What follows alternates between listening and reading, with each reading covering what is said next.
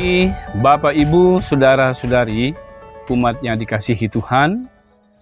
Jumpa lagi pada hari ini dalam renungan harian Misionaris Hati Kudus Yesus, edisi tanggal 29 November tahun 2022.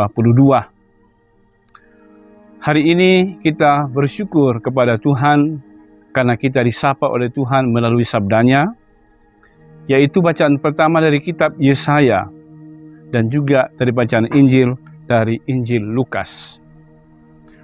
Saudara-saudari yang dikasihi Tuhan, saat ini kita telah memasuki masa Advent, masa penantian.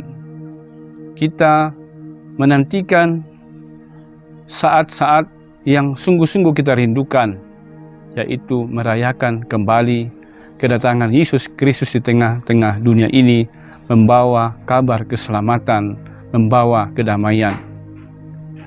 Saudara-saudari yang dikasihi Tuhan, sebagaimana dalam bacaan pertama dari kitab Yesaya, digambarkan sebuah nubuat, kerinduan dari bangsa Israel, bahwa mereka menantikan seorang raja, seorang penyelamat, seorang Mesias, untuk memberikan jawaban atas kebutuhan yang mereka rindukan pada saat itu. Maklumlah saudara-saudari, bangsa Israel pada zaman itu merindukan seorang penyelamat, seorang pemimpin yang mampu menghantar mereka keluar dari krisis kemasyarakatan, krisis kemanusiaan, dan krisis keadilan, bahkan krisis keagamaan. Sehingga mereka merindukan seorang raja, seorang figur yang mampu untuk menghantar mereka pada sebuah jaminan dan pengharapan. Yesus sebagai seorang figur yang dirindukan, diandaikan bahwa dia akan tumbuh bagaikan tunas yang akan keluar dari tunggul Isai, dan taruk yang akan tumbuh dari pangkalnya yang akan berbuah. Ia tidak akan menghakimi dengan sekilas pandang saja, atau menjatuhkan keputusan menurut kata orang. Ia akan menghajar bumi dengan perkataannya, seperti dengan tongkat, dan dengan nafas mulutnya ia akan membunuh orang fasik. Serigala akan tinggal bersama domba, dan macan tutul akan berbaring di samping kambing. Anak lembu dan anak singa akan makan rumput bersama-sama, dan seorang anak kecil akan menggiringnya. Inilah gambaran pribadi, gambaran seorang raja, gambaran seorang pemimpin ideal yang dibutuhkan oleh bangsa Israel pada zaman itu. Bacaan Injil hari ini mengisahkan tentang ungkapan syukur dan kebahagiaan Yesus, karena ia sebagai seorang penyelamat, sebagai seorang pewarta, sebagai seorang yang pembawa harapan bagi dunia. Dia mampu untuk mendekati orang-orang kecil, orang-orang sederhana, dan syukurlah bahwa orang-orang kecil itu, orang-orang sederhana itu membuka hati, membuka pikiran, membuka diri bagi Yesus sehingga mereka diselamatkan. Yesus hadir di tengah-tengah orang-orang kecil.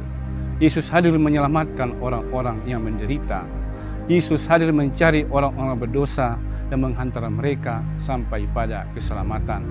Orang-orang kecil berbahagia, Yesus juga bersyukur dan berbahagia. Saudara-saudariku yang dikasihi Tuhan, dunia kita sekarang ini seringkali mengalami banyak krisis, mengalami goncangan-goncangan, pribadi-pribadi, kelompok-kelompok, keluarga-keluarga, lembaga-lembaga mengalami krisis. Kita membutuhkan suasana yang baru, kita merindukan suasana yang nyaman, kita merindukan seorang pemimpin. Kita membutuhkan orang-orang yang dapat menghantar kita keluar dari pergumulan-pergumulan yang kita alami. Anda dan saya, kita semua punya peluang yang besar ambil bagian di dalam karya keselamatan ini untuk membawa sebuah perubahan bagi dunia yang membutuhkan kehadiran kita. Mari kita belajar pada Yesus, figur yang dirindukan. Seperti dalam kitab Yesaya tadi, seorang raja, seorang pemimpin, seorang pembebas, seorang pembaharu, pemberi harapan, menjawab harapan-harapan itu bagi dunia saat ini yang membutuhkan figur-figur yang tahu dan sadar membawa kedamaian dalam kehidupan ini. yang membawa keadilan bagi dunia ini, yang memberikan jaminan akan kebutuhan-kebutuhan yang dibutuhkan manusia zaman saat ini. Kita bagaikan pribadi-pribadi yang tumbuh bertunas, yang membawa harapan yang baik bagi dunia di mana kita hadir. Dan juga satu hal yang penting bahwa Yesus mengajarkan kepada kita agar kita juga menjadi pribadi-pribadi yang menjadi selang kasih bagi orang-orang yang susah, bagi orang-orang yang menderita, sehingga dengan demikian kehadiran kita membawa sukacita, membawa kedamaian, membawa keadilan, membawa pengharapan dan jaminan kebahagiaan bagi mereka yang sungguh-sungguh merindukan hidup yang membahagiakan. Tuhan menyertai kita sekalian. Amin.